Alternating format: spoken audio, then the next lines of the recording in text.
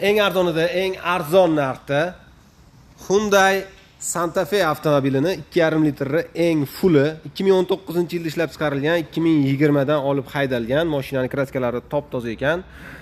Bosib o'tgan masofasi 112 ming kilometr bo'libdi. O'zini firmini diskalari turibdi, balonlarning holati yaxshi. 360, бескключевой, слепой zona, tonirovka разрешение, panoramalar, 7 ta o'rindu hammasi bor. Pamять sidenalarigacha bor, полный elektropaket, кожаный salon. Mana avratlar abduf abagrev sidena, abagrev rul, multirul, lipistoklar, start stoplar, mana 112 ming probeg. Hamma ishlayotgan ekan, hech qanaqa kam ko'sti yo'q ekan, bemalol ko'rib tekshiraverasizlar.